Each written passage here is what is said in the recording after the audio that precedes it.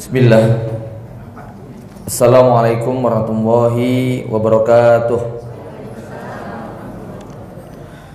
Innal hamdalillahi nahmaduhu wa nasta'inuhu wa nastahdihi wa natubu ilaihi wa na'udzu billahi min shururi anfusina wa sayyiati a'malina. May yahdihillahu fahuwal muhtadi wa may yudlil falan tajida lahu waliyyan mursyida. Asyhadu an la ilaha illallah wahdahu la syarikalah wa asyhadu anna Muhammadan abduhu wa rasuluhu la nabiyya wa la rasula ba'dahu amma ba'du. Usikum wa ya nafsi bitaqwa faqad fazal mu'minun muttaqun wa usikum wa ya nafsi bisyukrillahi fa innahu yaqulu la in syakartum la azidannakum wa la in kafartum inna adzabi lasyadid. Wa usikum wa ya nafsi bidzikrillah ala bidzikrillahi tatmainnul qulub. Bapak Ibu kaum muslimin wal muslimat jamaah yang dimuliakan Allah, bersyukur kita pada Allah Subhanahu wa taala pada sore hari ini dengan nikmat dan karunia-Nya serta izinnya semata Allah pertemukan kita dalam satu tempat yang mudah-mudahan penuh dengan barokah, dalam satu majelis ilmu yang mudah-mudahan diliputi dengan rahmah. Salawat serta salam semoga senantiasa tercurah kepada Nabi Muhammad sallallahu alaihi wasallam, kepada keluarga, kerabat, sahabat dan orang-orang yang setia meniti jejaknya sampai hari kiamat. Bapak Ibu jamaah yang dimuliakan Allah, sore ini kita akan berbicara tentang satu buku yang ditulis oleh Dr. Ahmad Al-Mubayyad yang berjudul Misteri Dajjal Akhir Zaman. Walaupun buku ini separuhnya berbicara, sepertiganya berbicara tentang misteri Ibnu Sayyad, sosok manusia yang pernah muncul di zaman sahabat dengan menebar berbagai macam fitnah dan syubhat sehingga membuat bingung para sahabat untuk menjelaskan statusnya. Apakah benar dia sosok Dajjal akhir zaman yang dijanjikan, ataukah dia hanya salah satu di antara Dajjal-Dajjal kecil yang memang akan dimunculkan oleh Allah Subhanahu wa taala sebelum datangnya sang Dajjal besar. Maka sebelum kita berbicara tentang bagaimana hakikat Ibnu Sayyad, kita ingin berbicara terlebih dahulu untuk membangun satu landasan berpikir. Bagaimana fitnah Dajjal dikatakan oleh Rasulullah SAW sebagai akbarul fitan. Bagaimana Rasulullah SAW menggambarkan ma min fitnatin mundu andara Allahu dzurriyyata Adam a'damu min fitnati Dajjal. Tidak ada satupun fitnah yang terjadi sejak Allah menciptakan Adam dan keturunannya yang lebih dahsyat daripada fitnatud Dajjal. Jamaah yang dimuliakan Allah, saya membangun satu landasan berpikir dari sebuah konsep bahwa permusuhan ahlul haq dengan ahlul batil ini adalah tabiat sejarah perjalanan panjang manusia. Jadi ini merupakan satu sunnatullah di mana ahlul haq dan ahlul batil mustahil untuk bisa duduk bareng.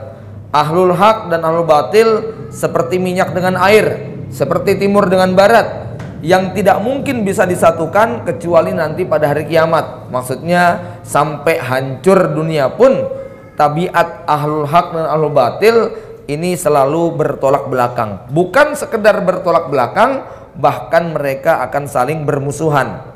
Dan permusuhan ini sebenarnya bukan dimulai ketika di dunia. Jauh sebelum terjadi permusuhan antara Musa dengan Fir'aun, jauh sebelum terjadi antara Namrud dengan Ibrahim alaihissalam, bahkan jauh sebelum Nabi Nuh harus berhadapan dengan para penyembah berhala yang mereka menentang dakwah Nabi Nuh alaihissalam. Kalau kita lihat bahwa permusuhan itu sudah ada dimulai di surga sejak Adam diciptakan, saat iblis menolak perintah Allah untuk sujud hormat kepada Adam. Karena iblis kemudian diusir dari surga, mendapat laknat Allah Subhanahu wa taala, maka iblis bersumpah untuk menyesatkan Adam dan keturunannya. Dan sumpah ini di hadapan Allah langsung. Allah menggambarkan bagaimana sumpah itu menjadi kenyataan. Walaqad sadaqa iblisu zonnahu. Ternyata prediksinya iblis benar. Ternyata feelingnya iblis Jitu, apa yang diprediksi menjadi kenyataan. Sebagian besar manusia bergabung dalam barisan iblis untuk menyesatkan anak Adam. Maka sejak saat itu terbelah dua kelompok besar di alam semesta, yakni Hizbullah dan Hizbus Syaitan. Ahlul haq dan ahlul batil, ahlul iman dan ahlul kufur. Nggak usah diterusin ke pilkada Jakarta ya, sampai segini aja dulu ya. Tapi ini sebuah tabiat bahwa ahlul haq dan ahlul batil adalah sebuah keniscayaan di mana mereka pasti akan saling berperang sampai kiamat tiba. Nah, dari sini kemudian tinggal kita memilih mau berada dalam barisan iman atau berada dalam barisan kufur.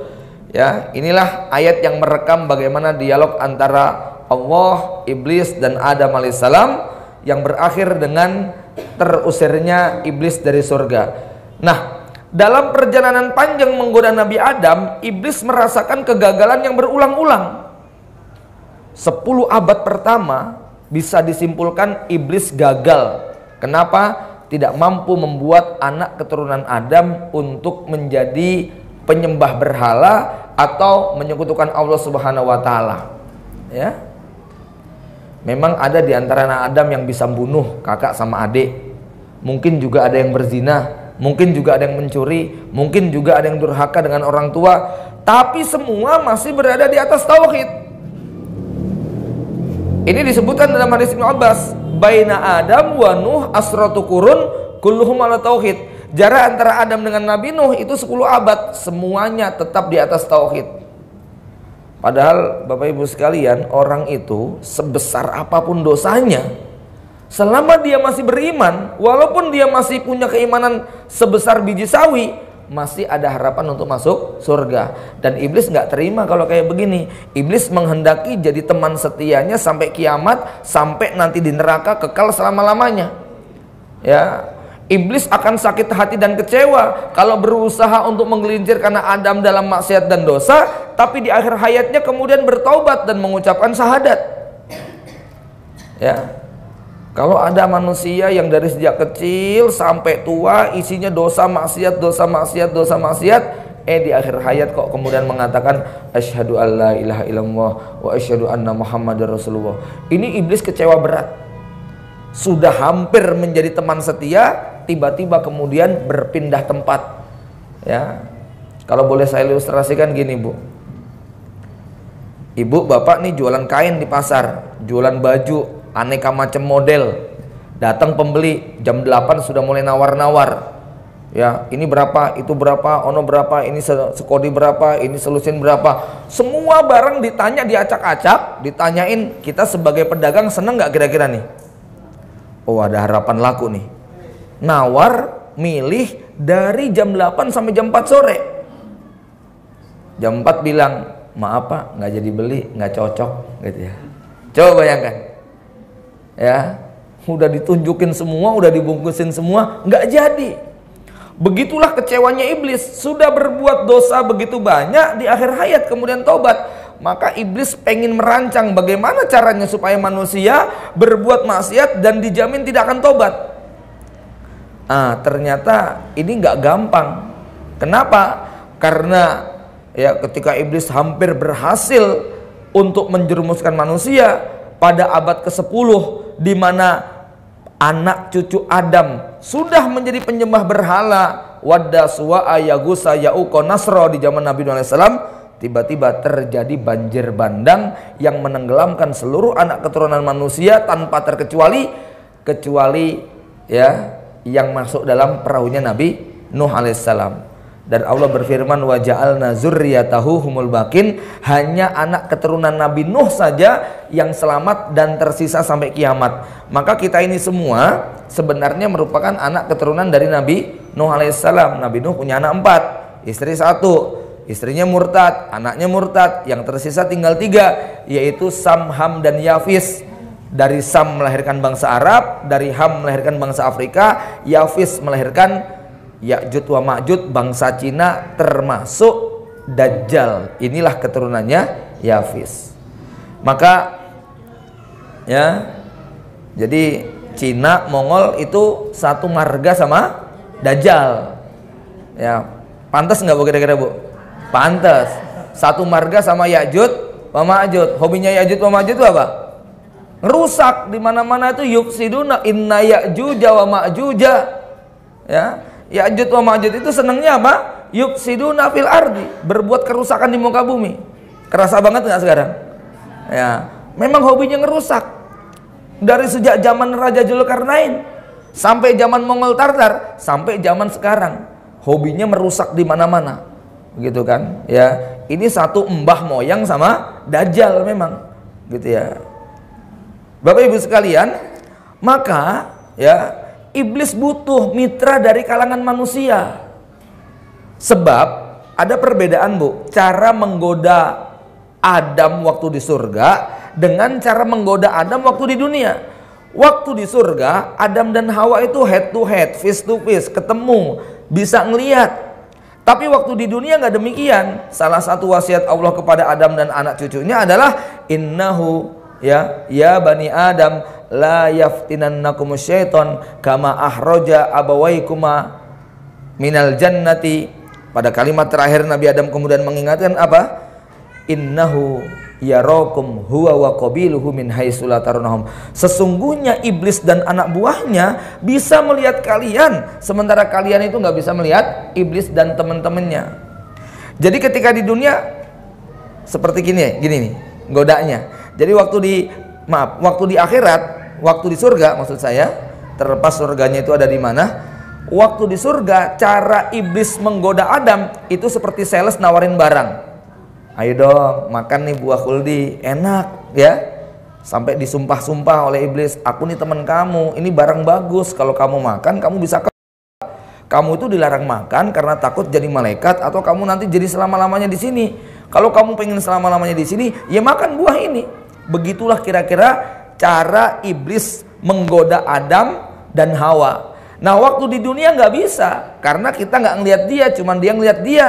Kemampuan iblis menggoda anak Adam seperti digambarkan dalam suratun Nas, yuwaswisu fi sudurin nas, cuman bisa bisik-bisik aja.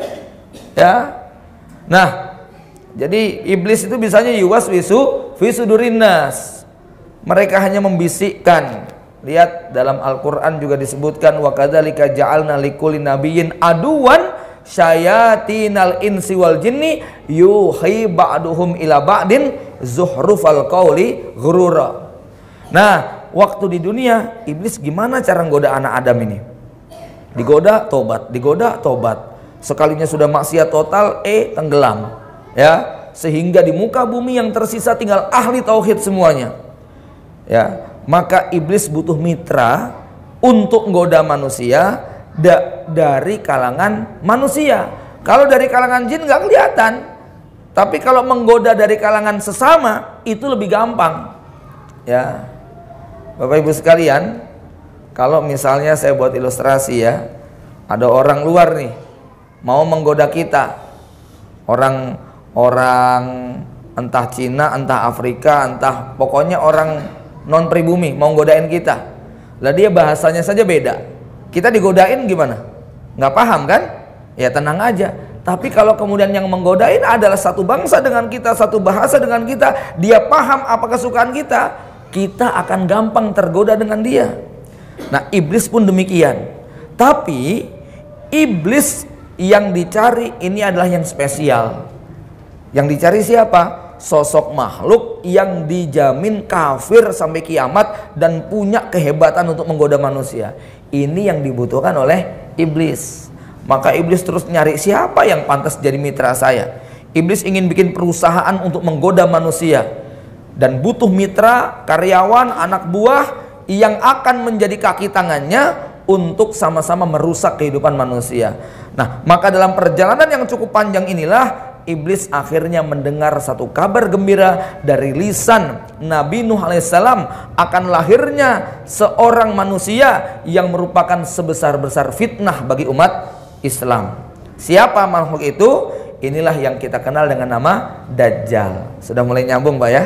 Kenapa? Rasulullah bersabda, ma min nabiyyin bu'isa, tidak ada seorang nabi pun yang diutus illa angdara ummatahud dajjal, kecuali semua nabi itu mengingatkan bahaya dajjal. Wa inna nuha, sesungguhnya Nabi Nuh awwaluman angdara ummatahud dajjal, adalah nabi yang pertama kali mengingatkan kepada manusia akan bahaya fitnah dajjal. Wa inni sa'asifu lakum sifatan lam yasif nabiyyun qabli, aku akan ceritakan kepada kalian ciri dan tanda dajjal yang belum pernah diceritakan oleh nabi-nabi sebelum aku. Jadi inilah berita nabi dari Nabi SAW yang menggambarkan bahwa Nabi Nuh alaihissalam adalah nabi yang pertama kali bercerita tentang fitnatu dajjal. Ya, Bapak Ibu jamaah yang dimuliakan Allah, maka begitu mendengar akan datangnya seorang bayi yang bahayanya lebih besar bagi manusia, iblis ini mencari, ya, mencari di mana dajjal. Untuk apa? Untuk bikin perjanjian MOU, kesepakatan untuk bersepakat membuat program perusakan manusia. Ya, kapan ketemunya? Wallahu a'lam bishawab. Nggak ada riwayat yang menggambarkan pertemuan iblis dengan dajjal, tapi pada akhirnya berjumpalah iblis dengan dajjal, terjadi transfer cara menggoda manusia, terjadi kesepakatan untuk sama-sama menyesatkan manusia, dan kemudian dajjal pun mulai menjalankan misinya sebagai penyesat manusia. Bapak Ibu sekalian, dajjal ini juga makhluk biasa. Tadi sudah saya sebutkan, dia anak keturunan Adam, dia anak cucunya Nabi Nuh alaihissalam dari jalur Yafis. Maka Dajjal tidak mungkin dia bisa menggoda manusia sendirian. Ya, Dajjal butuh mitra, mitra yang komitmen, mitra yang setia, mitra yang dianggap juga paling kafir sedunia. Ya, kenapa? Kalau mitranya nanti tobat repot. Mitranya khianat repot, ya.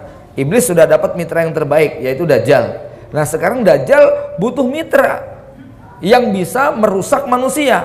Maka dalam perjalanan yang cukup panjang, Dajjal ketemu dengan komunitas yang satu ini, ya.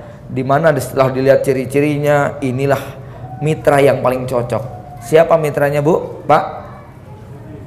Bani Israel, orang-orang Yahudi.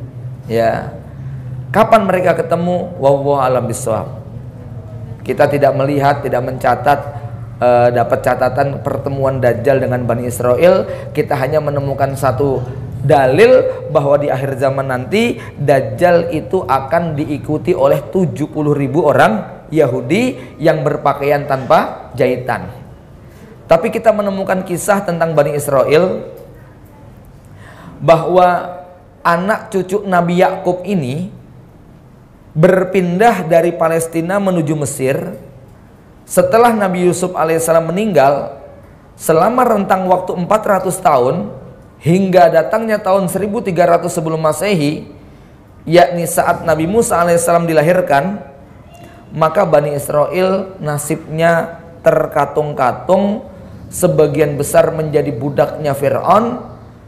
Dan selama masa 400 tahun sejak ditinggal oleh Nabi Yusuf alaihissalam, sejarah tidak mencatat apa yang masih dianut oleh Bani Israel.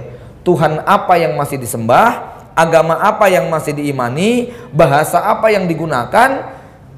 Yang ditemukan oleh Nabi Musa saat kembali ke negeri Mesir ketika diperintah Allah untuk menyelamatkan Bani Israel. Nabi Musa menyaksikan Bani Israel bukanlah penyembah Allah Subhanahu wa Ta'ala. Yang disaksikan Bani Israel adalah penyembah para dewa, percis seperti yang disembah oleh Fir'aun dan kawan-kawannya. Yang terjadi pada Bani Israel ketika diajak untuk menyeberang Laut Merah, Samiri ikut masuk dalam barisan. Yang terjadi adalah ketika Nabi Musa alaihissalam diperintahkan Allah naik ke puncak Bukit Tursina, Samiri justru mengatakan hada ilahukum wa ilahu Musa fanasiyah. Samiri justru mengajak Bani Israel menyembah patung sapi betina yang terbuat dari emas yang ditempa. Lalu Samiri mengatakan ini adalah Tuhan kalian dan Tuhan Musa, tapi Nabi Musa keliru nyari Tuhannya. Yang terjadi adalah ketika menyeberang teluk bumi Kan'an, teluk Aqobah menuju bumi Kan'an, lalu Bani Israel melihat segolongan manusia yang menyembah pohon dan berhala, lalu mereka mengatakan, ya Musa, ij'al lana ilaha kama lahum alihah. Wahai Musa, buatin Tuhan dong buat kami, kayak Tuhan yang itu loh. Bisa dibayangkan ibu sekalian, Bapak, Tuhan apa yang disembah Bani Israel? Bukan Allah. Apa dalilnya lagi? Ya Musa, lan nu'mina laka hatta narawahu jahratan. Kami nggak akan beriman kepadamu sampai kami ngelihat bentuknya Allah itu kayak apa. Jadi selama ini yang disembah Bani Israel bukan Tuhan yang gaib, tapi Tuhan yang bisa disentuh, Tuhan yang kelihatan. Maka walaupun sudah mendengar firman Allah, satu-satunya manusia, satu-satunya kelompok manusia yang mendapat keistimewaan mendengar suara Allah langsung di atas bukit Tursina, itu cuma Bani Israel. Tapi walaupun sudah mendengar suara Allah, ya Bani Israel, itu ya dalam Al-Quran, ternyata Bani Israel mengatakan, lan nu'mina laka, kami nggak akan pernah beriman kepadamu wahai Musa sampai kami betul-betul melihat dengan mata kepala kami kayak apa wujud Allah ya yang kita sembah ini. Akhirnya kemudian datang petir yang menghantam mereka, mereka mati semuanya, lalu dihidupkan lagi, lalu ditanya, apa yang kalian alami? Ya biasa aja, kata Bani Israel. Tadi kami kena petir, terus sekarang kami hidup lagi, selesai. Ya, begitu dahsyatnya keingkaran Bani Israel. Disinilah Dajjal melihat ini nih, cocok betul jadi mitra. Ya, Bapak Ibu sekalian, maka kita saksikan tidak ada manusia yang paling kejam, paling sadis, paling brutal melebihi orang-orang Yahudi. Bagaimana mereka berkonspirasi untuk membunuh Nabi Isa alaihissalam. Bagaimana mereka berkonspirasi untuk membunuh Nabi Muhammad SAW. Bagaimana mereka merusak ajaran Taurat menjadi ajaran Talmud. Bagaimana mereka merusak ajaran Tauhid Nabi Isa menjadi ajaran Trinitas. Bagaimana mereka membakar Ashabul Uhdud. Mereka memburu Ashabul Kahfi. Ini semua pelakunya adalah orang-orang Yahudi. Bagaimana konspirasi Bani Quraidah, Bani Qainuqa, Bani Nadir. Ini semua orang Yahudi. Dan siapa yang menciptakan agama baru bernama Syiah Sabaiyah kalau bukan orang Yahudi? Ya, maka dari sini kita menemukan satu benang merah keterhubungan bagaimana Dajjal keliling dunia untuk menjalin komunikasi dengan orang-orang Yahudi dalam semua program penyesatan manusia. Dan hari ini kita mungkin tidak terlalu terkejut saat mengetahui bahwa dunia sebenarnya dalam genggaman orang-orang Yahudi. Bagaimana seluruh anggota dewan yang ada di Amerika dalam cengkraman Yahudi. Bagaimana presiden-presiden dunia di Eropa termasuk bahkan di Cina, di Rusia tidak bisa dilepaskan daripada orang-orang Yahudi. Tak terkecuali juga di Indonesia. Maka ketika kita kemudian diajak untuk boikot produk Yahudi, kebingungan kita menghadapinya karena hampir semuanya berada di dalam cengkraman Yahudi. Dari sini kita sudah menemukan kayak apa dahsyatnya fitnah Dajjal. Ya, Bapak Ibu sekalian, jadi Dajjal adalah raja pendusta yang memalingkan Bani Israel dari ajaran tauhid menuju paganisme. Dalam proses menggoda manusia, ya ini ringkasannya, Dajjal menjelajah ke segenap penjuru dunia. Dia membutuhkan mitra untuk proyek besarnya. Dajjal membutuhkan para pengikut yang loyal dengan ajaran iblis, punya kemampuan dan kekuatan besar. Dalam proses menemukan kaum yang akan dijadikan sebagai mitra dan partner, Dajjal melihat Bani Israel adalah suatu kaum dengan karakter yang paling mewakili. 70.000 nabi dan rasul pernah dibunuh oleh orang-orang Yahudi dalam satu hari. Ya, yaitu pada zaman Nabi Yahya dan Nabi Zakaria. Maka sejak awal perjumpaan Dajjal dengan Bani Israel, Dajjal terus mewariskan semua program perusakan manusia. Semua penyimpangan Bani Israel tidak bisa dilepaskan dari fitnah Dajjal. Kejahatan dan kelicikan Bani Israel, pendustaan risalah, pelecehan syariah, pembunuhan Nabi dan Rasul, pemalingan dari akidah tauhid menjadi trinitas dan paganis, perubahan teks Injil dan Taurat, munculnya kitab Talmud, dan seabrek kejahatan Bani Israel, semuanya merupakan bagian daripada fitnah Dajjal. Karena itu tidak ada seorang pun nabi yang diutus kepada manusia kecuali semua mengingatkan akan bahaya fitnah Dajjal. Ya, bukti bahwa ajaran Bani Israel hakikatnya adalah pagan Dajjal bahwa setiap kali Nabi dan Rasul diutus kepada mereka, sebagian besar mereka menentang. Bahkan hingga tingkat para pemuka agama Bani Israel tidak mengenali ajaran para Nabi. Kalau pernah nonton filmnya Maryam, nah itu nanti kita ngelihat bagaimana kagetnya para pendeta Yahudi saat Nabi Isa bisa berbicara. Ya, kalau kita nonton filmnya Nabi Musa, kita nonton filmnya Ashabul Kahfi, ya, kita akan kaget bagaimana para pendeta-pendeta Yahudi itu adalah dalang dibalik perusakan agama para nabi dan rasul.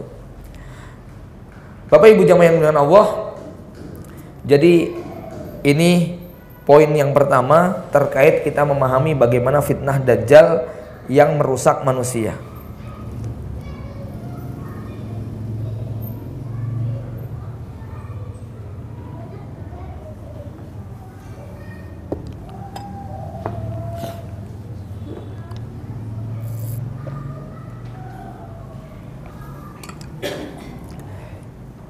Poin yang kedua, di zaman Nabi SAW, seorang sahabat yang bernama Tamim Ad-Dari, ini adalah satu kisah yang sangat terkenal. Jadi kalau kita baca buku-buku akhir zaman, lalu masuk kepada bab Dajjal, di situ kita akan masuk dalam pembahasan sahabat Tamim Ad-Dari, seorang mantan pengikut agama Nasrani yang pernah terombang-ambing di lautan merah, di Laut Merah selama 1 bulan sampai terdampar di sebuah pulau di Laut Yaman. Ya, kalau kita lihat kira-kira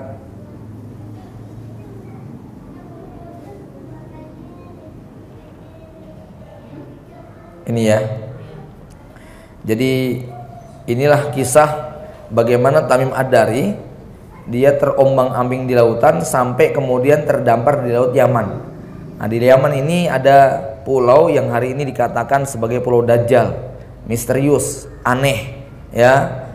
Ini Rasulullah berada di kota Madinah, ini Mekah, ini Yaman. Nah, ini pulau tempat yang disinyalir Tamim Ad-Dari terdampar. Di pulau tersebut Tamim Ad-Dari masuk ke dalam dan bertemu melihat sebuah biara besar.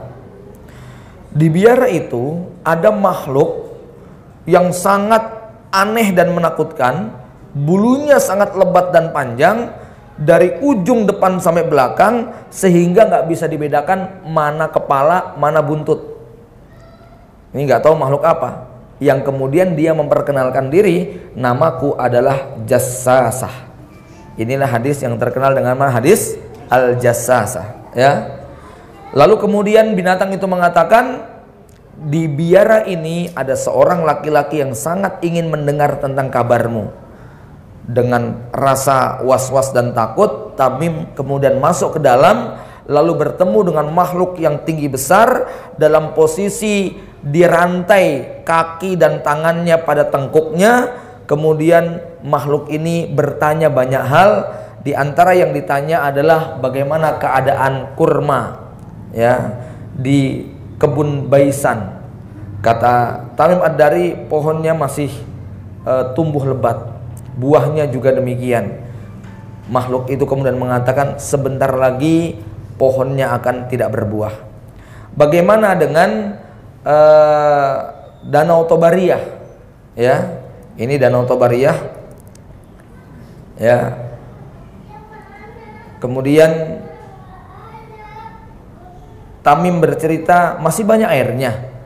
Kata Dajjal, sebentar lagi airnya akan mengering, ya. Di sini kita lihat ada satu gambaran tentang bagaimana Danau Tobariyah itu kemudian mengering.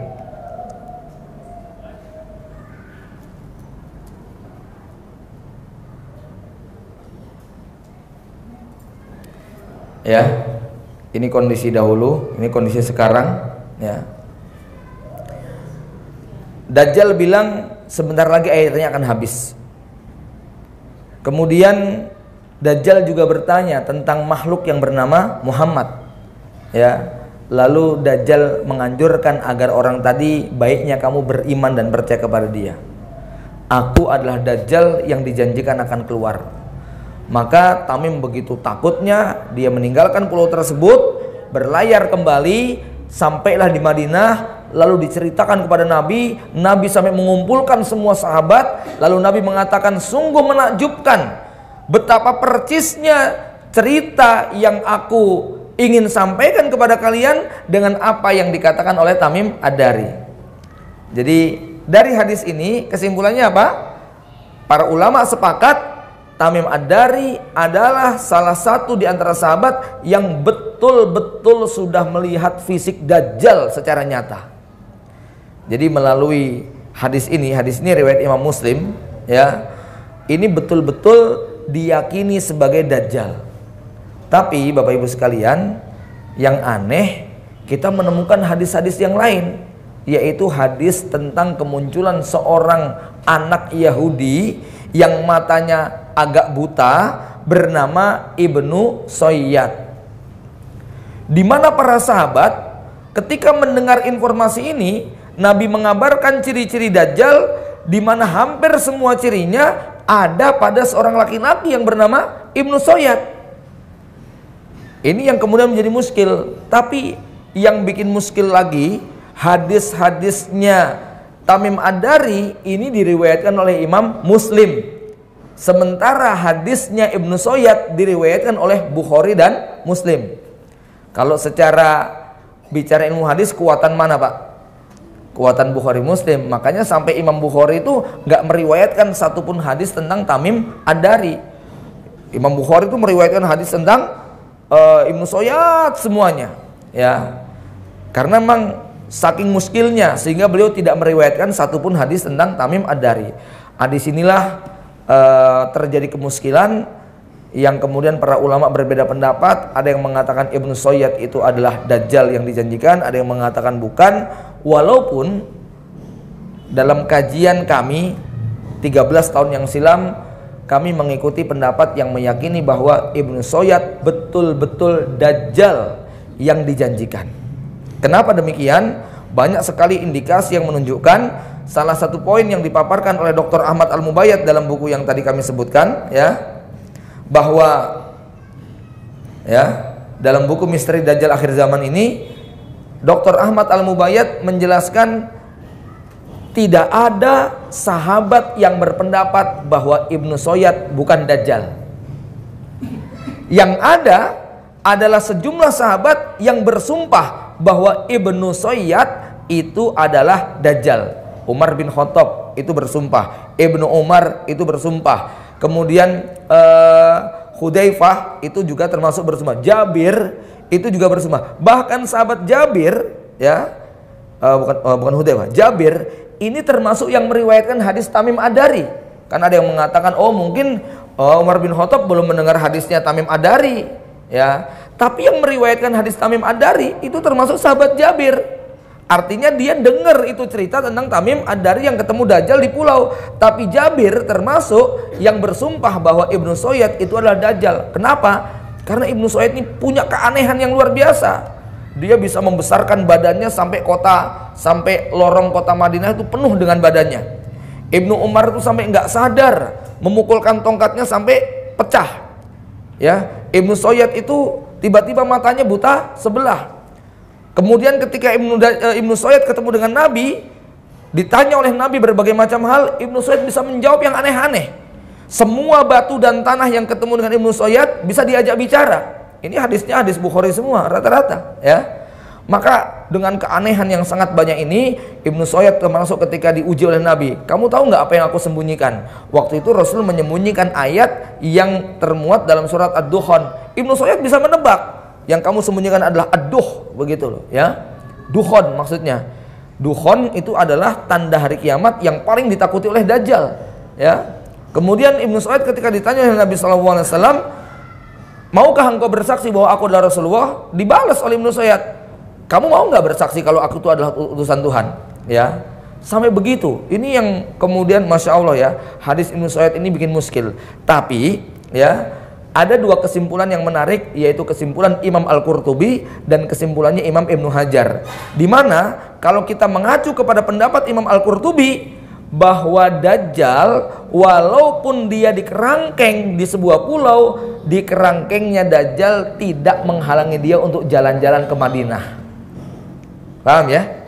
Ini kompromi dua hadis yang kelihatannya bertolak belakang. Bagaimana mungkin Tamim Ad-Dari melihat Dajjal di pulau Yaman itu dalam sosok makhluk yang tinggi besar, sementara kemudian Dajjal yang lain ada di kota Madinah seperti anak remaja.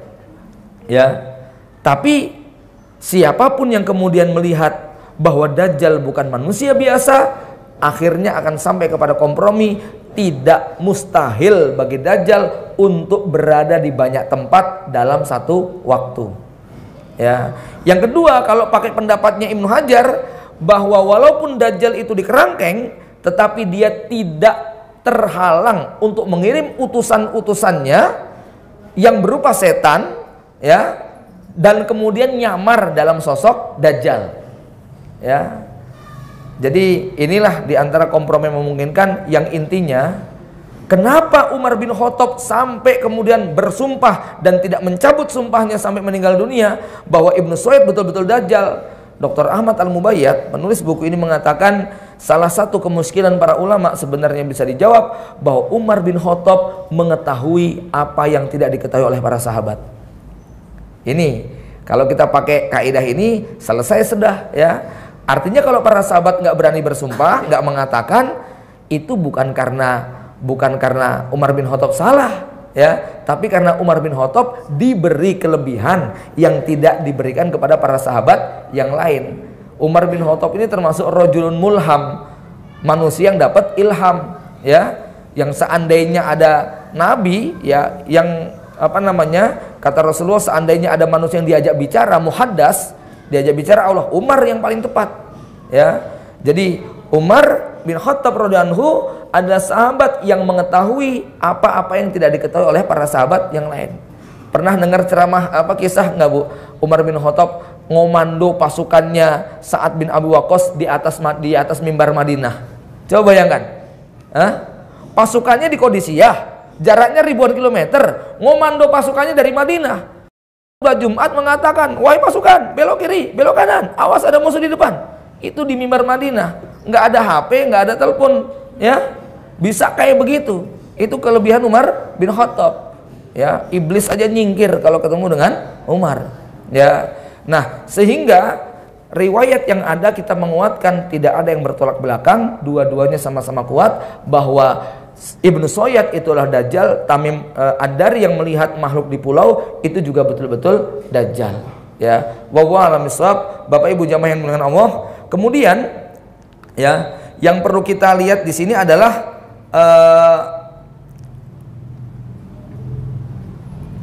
seperti apa fitnah Dajjal yang sesungguhnya, ya. Kalau kita melihat kepada hadis Ibnu Umar, hadis Abu Daud,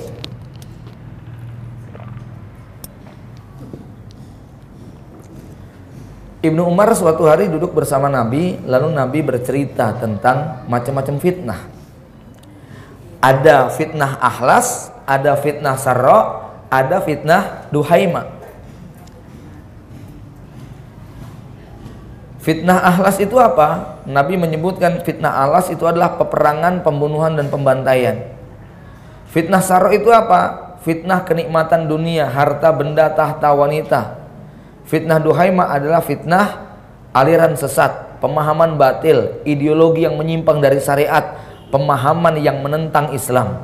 Inilah fitnah Duhaima.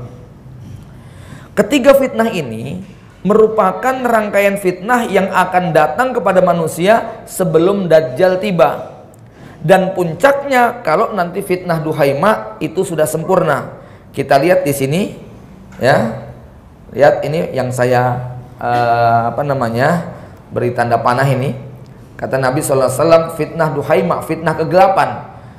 Ciri-cirinya tidak membiarkan satu orang umat pun kecuali dia akan menamparnya dengan sebenar-benar tamparan. Latomat hulat matan. Wa idza kilang qadot tamadat. Kalau ada yang mengatakan fitnahnya sudah mau selesai, dia terus berlangsung. Kemudian gara-gara fitnah ini orang pagi beriman, sore jadi kafir. Yang terakhir kata Rasul, gara-gara fitnah ini yasirun nas ila fustaten, manusia nanti terbelah menjadi dua kubu saja. Kelompok mukmin, kelompok munafik. Kelompok mukmin yang tidak ada keimanan, kelompok munafik yang tidak punya kelompok mukmin yang tidak punya kemunafikan, kelompok munafik yang tidak punya keimanan. Ya di sini ya. Hatta yasirun nas ila fustaten, sehingga manusia terbagi menjadi dua kelompok, kelompok iman yang tiada kemunafikan di dalamnya serta kelompok munafik yang tiada iman di dalamnya. Nabi menyebut dengan kata-kata fustot, kemah, kemah keimanan dan kemah kemunafikan. Ya, apa yang menarik kalau kita melihat kemah, Bapak Ibu sekalian, kalau pernah camping, kemudian kita bikin tenda, bikin kemah, terus instruktur bilang semuanya masuk ke dalam tenda, ya, itu akan buru-buru, jangan sampai ada kakinya yang nongol, kira-kira begitu ya. Jadi benar-benar nggak ada yang di tengah-tengah masuk ke dalam tenda, ya. Atau ketika hujan tiba, semua orang akan berusaha ngiyup ke dalam tenda. Jadi ketika ada fitnah, manusia terbelah menjadi dua kemah, kemah keimanan dan kemah kemunafikan. Jamaah yang dimuliakan Allah, apa yang disampaikan Nabi setelah menjelaskan fitnah ini? Beliau kemudian mengatakan, wa idza kana zakum, apabila manusia nanti sudah terbelah menjadi dua, kelompok mukmin, kelompok munafik, ya. Jangan dibawa pada konteks pilkada ya, ya. Ya, barisan mukmin, barisan munafik, ya. Ini masih lama masalahnya. Nabi mengatakan, fantadirud dajjal min yaumihi, tunggulah dajjal, dia akan keluar pada hari itu atau besok paginya. Ya. Jadi fitnah Duhaima itu adalah fitnah yang menyebabkan keluarnya dajjal. Siapa itu orang mukmin? Orang yang bergabung dengan pasukannya Imam Mahdi. Siapa itu orang munafik? Orang yang tidak mau bergabung dengan pasukan Imam Mahdi, apapun alasannya. Nah, tapi mohon maaf, hadis ini ada yang disalahgunakan oleh kelompok-kelompok ekstrim. Yang bersama kami mukmin, yang nggak mau sama kami munafik. Ada yang kayak gitu, Pak. Yang bersama kami mujahidin, yang tidak mau bergabung dalam kelompok kami, yang tidak baiat kepada kelompok kami, itu barisan munafik. Ya, pendengki ahlul iman. Ada yang kayak begitu, dalilnya pakai hadis ini. Ya, ini lucu sekali. Kenapa? Karena hadis ini bercerita tentang Imam Mahdi. Satu. Yang kedua, bahwa ini bukan terjadi di awal kemunculan Imam Mahdi. Jadi Imam Mahdi itu nanti muncul di Saudi, di Mekah, ya, dibaiat di sana. Setelah itu Imam Mahdi akan keliling dunia menaklukkan satu persatu negara yang ingkar dan tidak mau tunduk kepada Imam Mahdi. Yang pertama kali diperangi adalah seluruh Jaziratul Arab. Semua wilayah Arab, Yaman, Qatar, Bahrain, Kuwait, semua tunduk kepada kekuasaan Imam Mahdi. Betul-betul totalitas menegakkan syariat Islam. Setelah itu apa? Persia, yaitu Iran, Cina, Rusia. Ini kata Nabi, summa takzuna Faris. Setelah Arab Saudi, ya, dan sekitarnya, Persia Raya. Setelah Persia Raya mana? Amerika dan Eropa. Summa takzuna Rum. Setelah itu baru siapa? Summa takzuna Dajjal. Baru kemudian Dajjal. Artinya apa? Ya, terbelahnya manusia menjadi mukmin dan munafik itu bukan di awal-awal kemunculan Imam Mahdi. Yang gabung sama Imam Mahdi mukmin, yang gak gabung namanya munafik. Kasihan sekali mbah kita, bapak kita yang gak tahu apa-apa disebut munafik gara-gara gak mau baiat sama Imam Mahdi. Padahal baru dengar ceritanya, ya. Maka orang yang tidak mau tunduk kepada Imam Mahdi dikatakan munafik. Itu nanti di akhir perjalanan Imam Mahdi, saat Imam Mahdi sudah menguasai timur, menguasai barat, menguasai utara, menguasai selatan, seluruh dunia sudah tunduk. Lah kok ada orang yang nggak mau tunduk sama Imam Mahdi? Baru dia disebut munafik. Yaitu detik-detik sebelum keluarnya Dajjal. Karena setelah Nabi menyebutkan terbelahnya manusia menjadi dua kelompok, maka Dajjal akan keluar untuk menyerang Imam Mahdi. Dari sini mudah-mudahan bisa kita pahami bahwa kemunculan Dajjal ini setelah terjadi peperangan yang cukup panjang. Bapak Ibu jamaah yang dimuliakan Allah, yang justru harus kita renungkan adalah seperti apa fitnah Dajjal. Jamaah yang dimuliakan Allah, kalau bercerita tentang tanda-tanda kiamat besar, Imam Mahdi, Nabi Isa, Dajjal dan sebagainya, kita nggak tahu ngalami atau tidak. Ya, artinya apa? Sudahlah, yang itu nanti dulu kita bahas. Yang penting justru adalah yang hari ini sedang kita alami, yaitu fitnah Duhaima. Karena fitnah Duhaima, kalau kita lihat dari rentang waktunya, dia muncul berkembang dengan sangat cepat saat runtuhnya institusi umat Islam yang terakhir bernama Turki Utsmani. Sejak saat itu, berbagai aliran sesat, pemikiran menyimpang, ideologi batil berupa ateisme, komunisme, liberalisme, humanisme, sekulerisme, pluralisme, zionisme, kapitalisme, sosialisme, materialisme betul-betul berkembang di seluruh dunia tanpa bisa dicegah. Inilah paham-paham yang berkembang yang sangat luar biasa merusak akidah Islam, yang merupakan bagian daripada fitnatu Dajjal, sehingga orang itu kemudian tidak lagi bangga dengan keislamannya. Mereka bangga dengan liberalnya, dengan humanismenya, dengan sekulernya, dengan kapitalismenya, mencampakkan nilai-nilai keislaman. Nah, di sini ada yang menarik, bahwa hari ini kita hidup sebenarnya sedang berada di era fitnah Dajjal.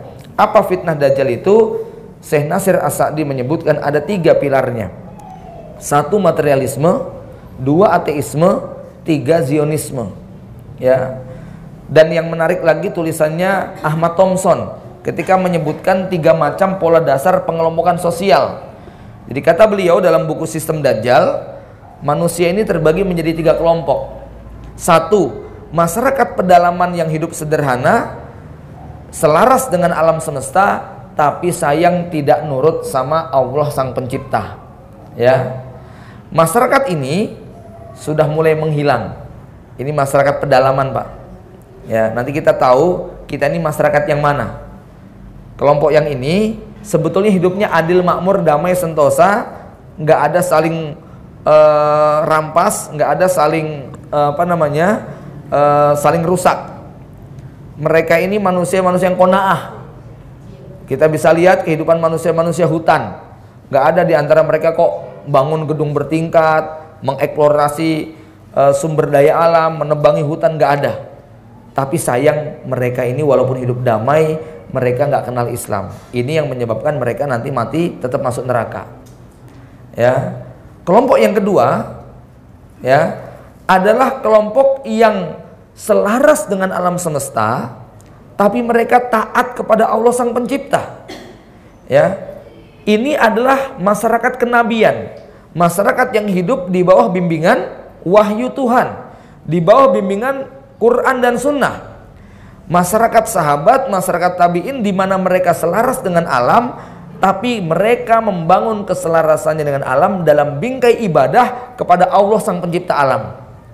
Kita akan lihat bagaimana Rasul itu begitu cintanya dengan alam semesta, begitu perhatiannya beliau dengan alam, sehingga beliau mengatakan apa?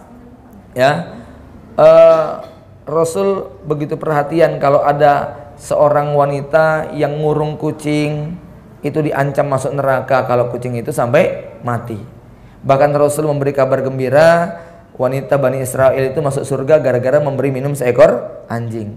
Rasul mengancam orang yang nebang pohon tanpa alasan yang benar dengan neraka jahanam. Man qata'a sidrotan sawwabahu ra'sahu fi nari jahannam. Siapa yang menebang satu batang pohon tanpa alasan yang dibenarkan, maka Allah akan mencelupkan kepalanya ke dalam neraka jahanam. Bayangkan dosanya para pelaku illegal lodging, kayak apa besarnya dosa mereka sehingga menyebabkan alam ini kemudian rusak, berantakan. Lihat bagaimana Rasul ketika pulang dari perang Tabuk sampai di Bukit Uhud, Nabi kemudian bersabda, "Hadza jabalu Uhud, yuhibbuna wa nuhibbuhu." Ini gunung Uhud, kita mencintai dia, dia pun mencintai kami. Jadi dengan alam itu begitu damai. Lihat bagaimana Rasul begitu marah ketika melihat ada anak yang memisahkan seekor induk burung dari anaknya. Lihat bagaimana Rasulullah SAW membuat sebatang pohon kurma sedih karena sudah nggak dipakai lagi untuk bersandar. Ada biawak yang bisa berbicara, yang membenarkan kenabian Nabi Muhammad SAW. Bahkan para sahabat juga merasakan. Di zaman Umar bin Abdul Aziz, kontrak sosial yang dibuat bukan hanya dengan manusia. Kontrak politik Umar bin Abdul Aziz saat menjabat sebagai seorang khalifah bukan hanya dengan manusia, bahkan dengan binatang buas. Apa bentuk kontrak politiknya? Selama Umar bin Abdul Aziz berkuasa, tak seekor serigala dan binatang buas pun yang menerkam ternak milik warga. Maka nggak ada yang kemudian warga kok ternaknya diterkam sama serigala. Sampai suatu ketika ada seorang anak kecil, dia nangis membawa pulang kambingnya yang sudah mati digigit serigala. Saya tidak tahu dia membawa pulang atau tidak, tapi anak itu nangis cerita kepada bapaknya, "Kenapa kamu nangis? Kambing kita dimakan serigala, Pak." Sang bapak nggak nangis karena mendengar cerita anaknya, tapi dia berurai air mata.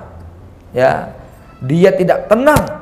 Dia gelisah, segera berangkat ke ibu kota Damaskus. Sampai ke ibu kota Damaskus, dia mendapati ribuan manusia sedang berbela-sungkawa bahwa khalifah yang adil Umar bin Aziz sudah meninggal dunia. Ya, ini yang aku takutkan. Jadi begitu Umar bin Aziz meninggal, serigala bilang, "Bye-bye, aku sudah bebas untuk makan ternak orang." Saking adilnya Umar bin Abdul Aziz, itu serigala saja paham. Ya, ada tabiin yang dia sholat di tengah hutan berhadapan dengan seekor harimau mendekat mau menerkam. Tabiin ini tenang saja dia sholat. Selesai salam, sholat malam itu, dia kemudian berkata kepada harimau itu, "Wahai harimau, apakah kamu hendak menerkam seorang hamba Allah yang sedang beribadah kepadanya? Allah yang menciptakanku dan Allah yang menciptakan kamu juga. Kamu berani?" Ya, harimau itu diajak bicara nyambung, nunduk, nangis, pulang. Ini jurus begini jangan dipraktekkan, Pak. Ya, kita bukan di zamannya pada masyarakat kelas 2 tadi. Lah, kita ini masyarakat kelas 3. Jadi kalau kelas 2 ini menjadikan dunia sebagai ladang menanam amal untuk kebahagiaan akhirat. Mereka tidak mengeksplorasi alam semesta dengan semangat ketamakan dan eksploitasi, tapi sekedar menegakkan agama supaya lebih mudah dan efektif. Lah, masyarakat ketiga nggak demikian. Masyarakat ketiga ini yang tidak selaras dengan alam semesta dan sekaligus menolak syariat Allah Sang Pencipta. Gampang ya menghafalnya ya. Masyarakat yang pertama apa? Damai dengan alam semesta tapi nggak tunduk kepada Allah Subhanahu wa taala. Kalau yang pertama, yang kedua, damai dengan alam semesta, tunduk kepada Allah Subhanahu wa taala. Masyarakat ketiga nggak damai dengan alam semesta, ya, dan nggak mau tunduk kepada Allah Sang Pencipta. Inilah masyarakat Dajjal, masyarakat yang bermusuhan dengan alam semesta dengan beragam aktivitas eksploitasi alam juga manusianya. Manusia dieksploitasi secara liar, di mana semua itu dilakukan bukan untuk mencukupi kebutuhan harian, tapi untuk memenuhi nafsu perut dan bawah perutnya. Inilah masyarakat kafir yang kehidupan mereka tunduk di bawah kendali iblis melalui sistem Dajjal dan kaki tangannya. Tadi kita sudah gambarkan bagaimana Dajjal di awal bergerilya ke seluruh dunia, menggaet agen-agennya, kemudian membuat program-program yang merusak kehidupan dunia. Ya, salah satunya adalah bagaimana kapitalisme, sistem ekonomi yang merusak dunia. Ya, semua nih dengan liberalisme, kapitalisme, komunisme, ateisme, semua sistem tatanan dunia Islam hancur berantakan. Bapak Ibu sekalian, ya, pada masyarakat ini, ya, di mana kaum muslimin betul-betul sudah rusak. Kenapa? Manusia sudah tidak selaras dengan alam. Sekian tahun yang silam saya pernah berkunjung di Bantul. Ada seorang bapak namanya Pak Iskandar, seorang pemerhati alam semesta.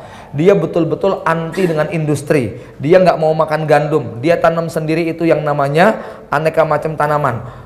Padi juga nanam sendiri. Kenapa? Semua industri hakikatnya adalah kebohongan. Bahkan dia kemudian punya prinsip, makanan yang terbaik adalah makanan yang tidak pernah diiklankan. Kenapa? Iklan 90% itu bohong. Kalau kita mengkonsumsi makanan yang diiklankan, sebetulnya kita memasukkan kebohongan dalam diri kita. Wow, serem sekali ya. Prinsipnya sampai begitu. Nggak mau pakai plastik, dia murni dengan alam. Ya, iklan memang kebohongan semua. Maka kalau dia duren itu sehat nggak, Bu? Sehat nggak? Sehat. Tapi kalau sudah dimasukin dalam plastik, ada mereknya, itu jadi nggak sehat. Ya, kelapa sehat tidak? Sehat. Nggak ada iklannya. Tapi kalau sudah jadi merek apa itu? Coco apa begitu ya, itu sudah jadi nggak sehat. Ya, susu sapi sehat nggak?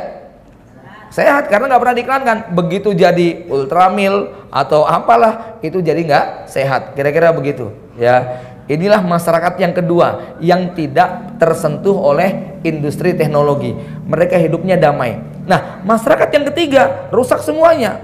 Saya beri gambaran sedikit bagaimana terbolak-baliknya masyarakat dunia yang ketiga, ya. Lihat bagaimana gunung yang tinggi dikepras bahkan jadi danau, itu di Freeport. Laut yang dalam malah diuruk, begitu ya.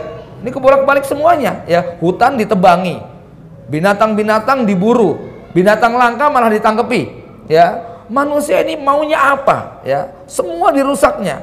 Dalam contoh iklan yang paling ekstrim, kita itu kalau nonton Pak Tani sedang menanam lalu menyiraminya, lalu menyemprotnya dengan pestisida, itu waktu nyemprot padi pakai masker loh Bu.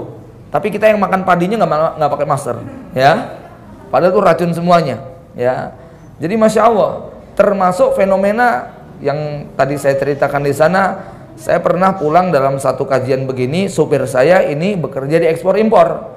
Ya, dia cerita bahwa sejak saya ngerti ekspor impor saya sudah pantang anti makan buah impor. Kenapa Pak? Ya, buah impor itu orang Indonesia kalau mengekspor yang terbaik, tapi kalau orang luar negeri mengekspor atau kita mengimpor yang mereka sudah nggak mau makan.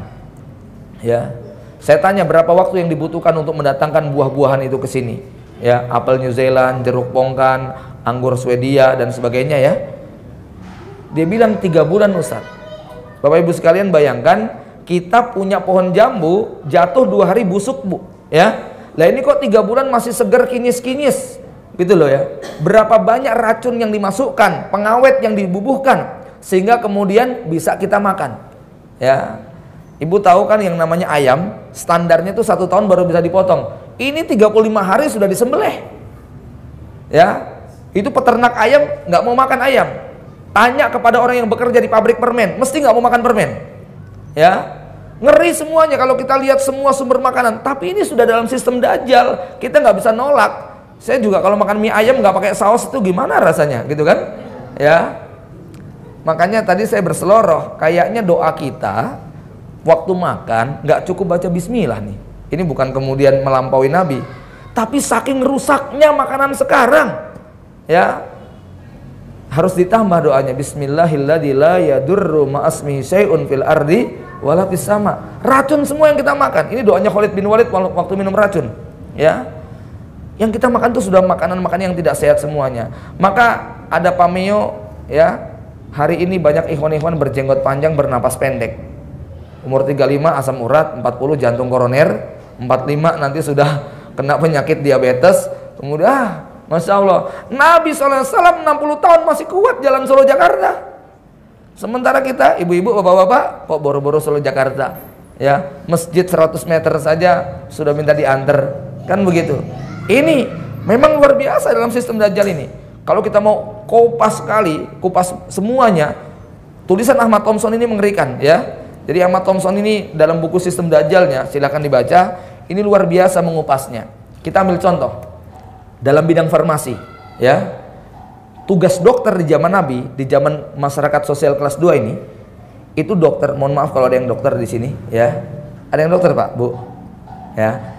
Dokter di zaman Nabi itu tugasnya ngobati pasien plus ngajari pasien bagaimana caranya kalau nanti penyakitnya kambuh. Dokter sekarang kalau ditanya cerewet sama pasien, jawab nggak Bu? Enggak. Kenapa? Menit demi menit itu duit. Kunjungan, visit 5 menit itu sekian ribu rupiah. Apalagi kemudian VVIP lebih mahal lagi. Hampir semua dokter kalau dicereweti sama pasien jawabannya Pak, udah ini obat diminum sehari 3 kali selama 4 hari. Entar kalau nggak ada pengaruh datang lagi ke sini. Gitu. Kenapa? Dalam masyarakat ketiga, kata Ahmad Thompson, industri farmasi adalah sebuah industri yang melahirkan para akademisi profesionalisme yang hidup mereka sangat membutuhkan suplai para pasien, sehingga stok, ya, suplai pasien nggak boleh dihentikan. Orang sakit nggak boleh ada yang sehat, ya. Bagaimana kalau sehat? Ciptakan virus, maka nanti antivirus akan laku dijual. Maka kita heran dengan berbagai macam aneka penyakit yang di zaman Nabi nggak pernah ada, ya. Di zaman Nabi itu ada orang sakit asam urat nggak Pak? Ya, sakit apa nama lagi? Diabetes, ya, kemudian sakit kanker darah, nggak kita temukan. Kenapa? Bayangkan, minumannya madu dan susu, makanannya daging kambing, ya. Ini yang sehat-sehat semuanya, ya. Sementara kita, Masya Allah, dari mulai pagi sampai malam yang kita konsumsi makanan-makanan yang merusak. Itu baru dari sisi farmasi, ya. Belum kita lihat misalnya dari sisi kapitalisme mencengkeram industri. Di satu masyarakat nomor 2, ini masyarakat nomor 2 nih, itu hidupnya damai. Masyarakat pedalaman, selaras dengan alam, dia kerjaannya cuma nganyam bambu, ya. Bambu dipetik, diambil, dipotong, dirajang, dibuat anyaman, dibuat topi, dibuat cikra, dibuat sumbul, dibuat macam-macam, aneka macam kebutuhan rumah tangga, basisnya kayu dan bambu. Sambil nganyam, sambil ngajari ikro anaknya, sambil nganyam, sambil dipijiti istrinya. Dia bekerja dalam rumah, hasilnya dijual ke pasar, kemudian uangnya dipakai buat memenuhi kebutuhan sehari-hari. Cukup, nggak kurang. Tiba-tiba masyarakat ketiga masuk, sistem kapitalis kemudian masuk ke dalam. Bawa uang yang sangat besar, bikin pabrik plastik yang memproduksi aneka macam kebutuhan rumah tangga. Mulai dari centong, irus, sumbul, segala macam berbahan baku plastik. Yang harganya lebih murah, bahannya lebih kuat, modelnya lebih variatif. Ya, kira-kira berapa waktu yang dibutuhkan untuk menghancurkan sistem ekonomi masyarakat setempat? Ibu-ibu sekalian, masuknya Alfa Indomaret ke tengah masyarakat Indonesia dalam 1 tahun telah membunuh lebih dari 1,5 juta warung kecil-kecil di pinggir jalan. Mati semuanya, ya. Lah, industri kapitalis semacam ini ketika membuat pabrik plastik dan sebagainya, itu membunuh semua ekonomi masyarakat. Pilihan masyarakat damai tadi akhirnya apa? Baca tulisan lowongan pekerjaan dibutuhkan 10.000 karyawan. Akhirnya masyarakat setempat mau tidak mau untuk bertahan hidup mereka harus jadi karyawan pabrik. Gajinya cukup nggak Pak? Sebetulnya cukup. Tapi kapitalis tidak berhenti sampai di situ. Mereka terus mengiklankan aneka produk kebutuhan yang harus dibeli oleh manusia yang sebenarnya awalnya tidak dibeli. Gadis-gadis kampung pada zaman dulu menghaluskan kaki itu cukup pakai batu kali atau batu apung, gitu Bu ya. Zaman sekarang masih ada nggak? Mana mau, ya, pakai Biore lah, pakai Garnier lah kalau yang laki-laki, ya, pakai Hembody, pakai ini, pakai itu. Mereka sudah nggak mau lagi pakai tawas, pakai daun sirih begitu, ya, sudah kuno, ganti semuanya, ya. Nah, akhirnya mereka dipaksa untuk membeli produk-produk yang sebenarnya awalnya tidak dibutuhkan. Anak SD sudah punya laptop, punya gadget. Padahal kita zaman bapak-bapak kita dulu kok boro-boro laptop, ya, HP batu bata saja jarang yang itu, ya. Tapi anak sekarang merasa sebagai satu kebutuhan. Pergi nggak bawa HP, kayak ada anggota tubuhnya yang hilang, gitu ya. Zaman dulu tuh enggak, ya. Ada janjian ketemu sama temen di Jakarta, yuk ketemu aja, gitu kan. Wah, cuman modal alamat begitu, ya ketemu juga. Zaman dulu kita kayak begitu, damai, ya. Sekarang ini gelisahnya luar biasa. Bapak Ibu sekalian, ya. Ini kita melihat dari sisi negatifnya. Nah, kapitalis tidak pernah berhenti untuk terus memproduksi dengan mengiklankan siang malam 24 jam sampai seakan-akan kita nggak bisa kalau nggak hidup tanpa begituan. Dan sekedar catatan buat ibu-ibu yang memang ditakdirkan Allah itu punya kesukaan belanja, ya. Betul, ini memang kesukaan belanja itu diciptakan untuk kepada ibu-ibu, ya.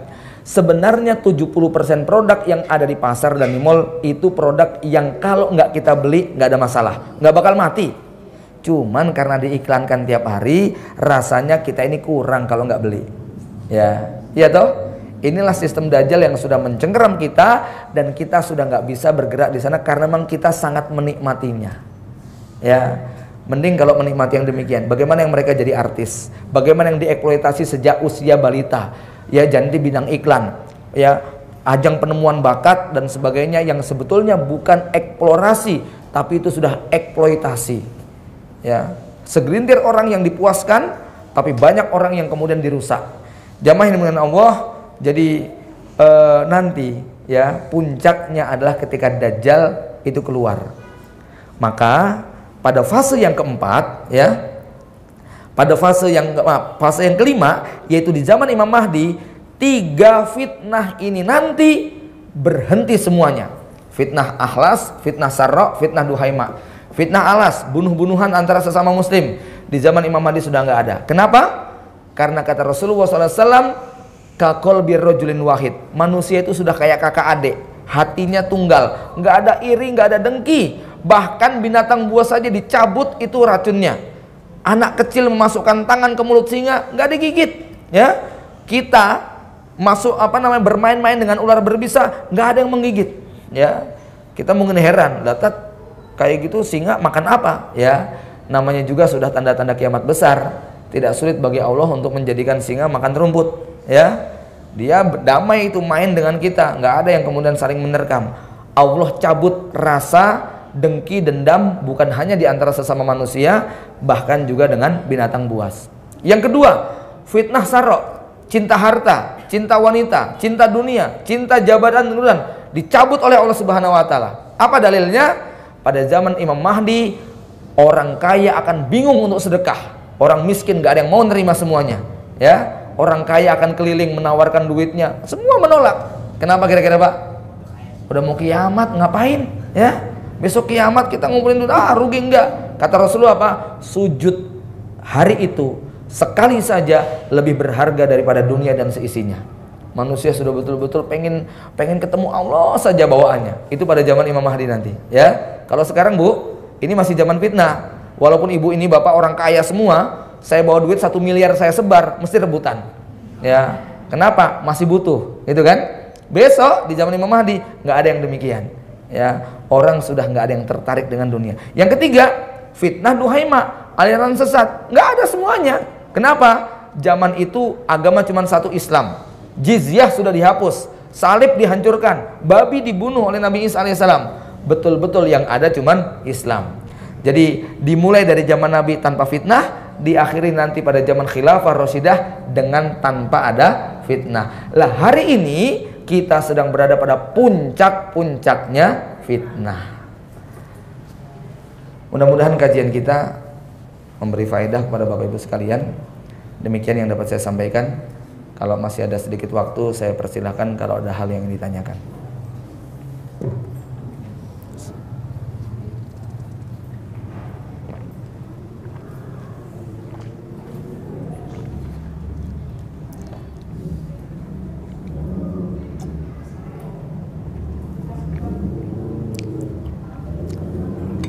Cukup, Pak? Cukup ya, Bu? Jamaah yang muliakan Allah. Oh ya, silahkan, Pak. Waalaikumsalam warahmatullahi wabarakatuh. Nama saya Andi, saya dari Priuk, Pak. Ini ada beberapa yang saya ingin tanyakan mengenai persiapan menghadapi akhir zaman ya, Pak, ya. Ini kalau nggak salah saya pernah baca hadis. Ini nggak tahu benar apa enggak, kalau kita mempersiapkan akhir zaman salah satunya dengan memanah ya, Pak, ya. Iya. Nah, itu bagaimana daripada Pak Ustadz itu. Terus yang kedua, Pak, mengenai surat Al-Kahfi. Iya. Jadi satu saat kita ketemu Dajjal, persiapkan diri kita dengan 10 ayat pertama surat Al-Kahfi dan 10 ayat terakhir surat Al-Kahfi. Nah, itu mohon dijelaskan. Kemudian satu lagi boleh, Pak. Mengenai yang tadi ini di luar konteks mengenai vaksin, Pak Ustaz. Iya. Ini anak saya kan, saya sebenarnya ragu-ragu ini apakah harus divaksin apa enggak. Karena kan seperti kata Ustaz, zaman dulu Nabi itu nggak ada vaksin. Nggak ada vaksin gitu. Iya. Nah, ini apa anak saya alhamdulillah tiap pagi saya kasih madu sama minyak zaitun. Nah, ini apa perlu lagi divaksin gitu? Iya. Baik, saya jawab nomor 3 dulu ya. Saya harus menghargai para dokter yang punya pendapat, begitu juga para ikhwan yang berprofesi dokter dengan mazhab vaksinnya. Bahkan Taliban sendiri sebagai salah satu pemerintahan Islam pun menetapkan vaksin buat para mujahidin ya. Tetapi banyak juga para ulama yang memang menyarankan untuk tidak karena kontroversi yang ada di dalamnya. Maka persoalan vaksin ini kembali kepada keimanan masing-masing. Ya, saya termasuk yang tidak pakai. 11 anak saya tidak ada yang saya pakai. Ya, ya bifadlillah aman-aman saja. Tapi yang tidak kuat mental jangan memaksakan diri. Ya, nanti dicecer sama dokter, kamu gini-gini, nggak kuat mental. Ya, cuman ikut-ikutan. Nanti Allah itu tergantung dengan persangkaan hambanya. Kalau kita sudah mantap, saya juga demikian mantap, cukup dengan madu habatus sauda. Saya tidak menghalangi orang untuk melakukan, tapi saya juga tidak mendorong orang untuk melakukan. Tetapi ini pilihan yang sifatnya adalah pribadi. Kalau Anda yakin, silahkan tempuh jalan ini tanpa harus mempengaruhi dan menyalahkan orang lain. Begitu Pak ya? Ya. Kemudian pertanyaan yang pertama kaitan dengan persiapan, memanah dan sebagainya. Memang akan ada satu zaman di mana nanti kita akan berperang dengan kuda, onta, pedang, tombak dan panah. Tapi sebaiknya jangan membawa anjuran memanah pada konteks akhir zaman. Cukuplah kita membaca bahwa memanah itu adalah sunnah Rasulullah SAW. Diambil dari sisi olahraganya, dalam konteks keindonesiaan lebih baik dan lebih selamat tanpa delik Anda masukkan ini pada jenis olahraga, gitu ya. Nggak usah pakai tendensi macam-macam dengan niat menjalankan sunnah, gitu saja ya. Dan ini sangat baik. Maka nanti kalau kita temukan olahraga yang terbaik memang cuma 3: manah, kuda, berenang ya.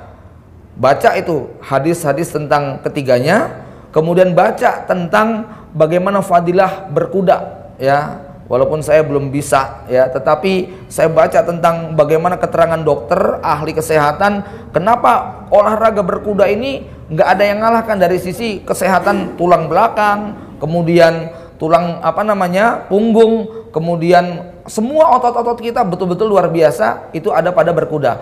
Bukan hanya sekedar sehat ya, dari sisi psikologi itu yang namanya berenang, bermanah, berkuda mengajarkan skill yang sangat luar biasa ya. Bukan di sini waktunya, tapi lakukanlah itu dengan niat melaksanakan sunnah, bahwa itu bagian daripada olahraga. Kemudian yang ketiga, berbicara tentang Al-Kahfi, sebetulnya tema ini sudah satu judul sendiri ya, mukjizat suratul Kahfi. Intinya begini, ada apa dengan suratul Kahfi? Dalam surat Al-Kahfi tidak ada satupun ayat yang menyebut kata-kata Dajjal. Tidak ada satupun ayat yang menyebutkan berlindung daripada fitnah Dajjal. Tapi kenapa kok surat Al-Kahfi itu diajarkan? Bahkan kata Nabi SAW, man hafidhu asran min suratil kahfi usima minad Dajjal. Nah, di dalam surat Al-Kahfi ada 4 kisah di dalamnya, yaitu kisah Ashabul Kahfi, yang kedua kisah Ashabul Jannah, yang ketiga kisah Musa dengan Khidir, yang keempat kisah Raja Dzulkarnain. Nah, 4 kisah ini di dalamnya memuat 4 jenis fitnah. 1, Ashabul Kahfi itu terkena fitnah agama, diburu oleh sang raja. Akhirnya dia kabur, nginep di dalam goa, bangun-bangun sang raja sudah tiada. Ya, mereka selamat menyelamatkan agamanya. Yang kedua Ashabul Jannah, yaitu Kurtus dengan Yehuza, 2 orang hamba Allah yang dikasih harta, kaya raya. Si Kurtus yang kafir ini diberi kebun, sungai, anak yang banyak, tapi dia kemudian sombong dan bangga dengan hartanya. Dia terkena fitnah harta dunia. Kemudian yang ketiga, Nabi Musa alaihissalam terkena fitnah ilmu pengetahuan, mengklaim bahwa dirinya paling pintar di antara manusia. Lalu oleh Allah ditegur untuk belajar kepada Nabi Khidir alaihissalam. Yang keempat, Raja Dzulkarnain terkena fitnah kekuasaan, tapi Raja Dzulkarnain selamat dari fitnah ini. Dia mengatakan, hada rahmatun min Rabbi. Ini semua adalah karunia rahmat dari Allah Subhanahu wa taala. Nah, menghadapi keempat fitnah ini, suratul Kahfi menjelaskan bagaimana solusi dan jalan keluarnya. Ini 1 jam sendiri terus terang kalau menjabarkan tentang 4 solusi tadi. Fitnah agama bagaimana caranya, fitnah dunia bagaimana caranya, fitnah ilmu bagaimana caranya, fitnah kekuasaan bagaimana caranya, termuat semua dalam suratul Kahfi. Dan Dajjal di akhir zaman itu akan datang membawa 4 fitnah tadi. Fitnah agama, Dajjal mengaku sebagai nabi dan sebagai Tuhan sampai manusia menjadi pengikutnya. 2, fitnah harta, Dajjal membawa gunung roti dan sungai air, di mana orang nanti semua akan berebutan jadi anak buahnya Dajjal. Yang ketiga, Dajjal membawa fitnah ilmu pengetahuan. Dia mengklaim sebagai paling pintar, paling hebat, paling canggih. Orang akan terkesima dengan sihir kata-katanya Dajjal, karena dia raja bohong, raja dusta, raja hoak ya. Semua orang ketipu dengan kata-katanya. Bagaimana cara menghadapi fitnah ini? Yang keempat, Dajjal membawa fitnah kekuasaan. Orang yang tunduk sama dia dikasih jabatan dan kekuasaan ya. Nah, di dalam surat Al-Kahfi di sana dipaparkan dalam banyak ayat, masih dalam surat Al-Kahfi juga solusi dan jalan keluarnya. Jadi itulah rahasia kenapa suratul Kahfi adalah mukjizat yang luar biasa. Kalau orang mampu menghafalnya dan mampu memahami kandungan isinya, maka insya Allah Allah akan menyelamatkan dia daripada fitnatul Dajjal. Wallahu a'lam bishawab. Jamaah dengan Allah karena waktu. Oh ya. Tadi saya nanya agak telat Pak ya. Ini yang soal Al-A'raf, soal iblis bersumpah tadi ayat berapa? Surat Al-A'raf tadi. Terus di Oh iya. teruskan. Dan satu lagi Pak. Tadi kan fitnah soal jadi apa tuh? Jadi nabi dan soal harta dan sebagainya. Kalau fitnah yang dimasukkan dengan fitnah lebih jahat atau daripada Pembunuhan. Oh iya. Dan yang terakhir kebetulan kami dari Klaten Pak, kalau Pak Iskandar yang anti apa tuh modernisasi tadi, beliau masih hidup atau saya boleh tahu nomor HP-nya, mungkin saya bisa silaturahmi. Oh iya. Yang pertama ini Al-A'raf ayat 1 11 sampai 18. Ya. Kemudian yang kedua tadi tentang oh iya, fitnah lebih kejam dari pembunuhan. Fitnah di situ dalam ayat Al-Qur'an wal fitnatu asyaddu minal qatl. Fitnah lebih kejam. Fitnah di situ artinya apa? Syirik. Dosa menyekutukan Allah lebih berat daripada dosa membunuh yang enggak sengaja. Jadi itu kan kisahnya pada bulan haram, sahabat pengen berperang, nggak boleh. Cuman kalau nggak dibunuh sekarang, besok sudah masuk kepada bulan haram, kita nggak boleh ngebunuh. Padahal ini musuh bebuyutan. Kalau nggak ditangkap sekarang, ya nanti akan jadi masalah. Kalau dibunuh sekarang, ini masih bulan haram. Akhirnya udahlah bunuh saja, gitu kan? Lah perbuatan berperang pada bulan haram, membunuh manusia pada bulan haram itu nggak boleh dalam Islam. Tetapi kesyirikan dan kekufuran mereka lebih besar. Makanya wal fitnatu asyaddu minal qatl. Kemudian yang ketiga, saya lupa nomor teleponnya karena sudah gonta-ganti, tapi saya ingat alamatnya. Beliau itu punya lahan 3 hektar, hidup betul-betul bertahan, anti dari luar. Dia itu tinggal di puncak pegunungan, listriknya bikin sendiri, pakai panel surya, ya. Jadi semuanya, melihara sapi, melihara ayam, bebek, angsa, binatang semuanya, tapi anti dengan industri. Saya tanya kepada dia, kok nggak melihara ayam banyak-banyak? Kalau saya melihara ayam banyak-banyak, nanti saya harus beli palet, harus beli pakan. Padahal itu nggak sehat, gitu ya. Kenapa meliharanya nggak banyak-banyak? Ya cukup sesuai dengan kebutuhan. Ya, jadi kira-kira begitulah gambarannya. Ya. Kira-kira dari kota Bantul kan jauh nggak Pak? Atau Ke arah kurang lebih sekitar 15-an kilo di puncak bukit ke selatan. Ya. Bapak Ibu sekalian, demikian barangkali cukup nggih Pak? Kita waktunya sudah menjelang maghrib. Saya akhiri dengan doa kafaratul majlis. Subhanakallahumma wa bihamdika asyhadu an la ilaha illa anta astaghfiruka wa atubu ilaik. Assalamualaikum warahmatullahi wabarakatuh.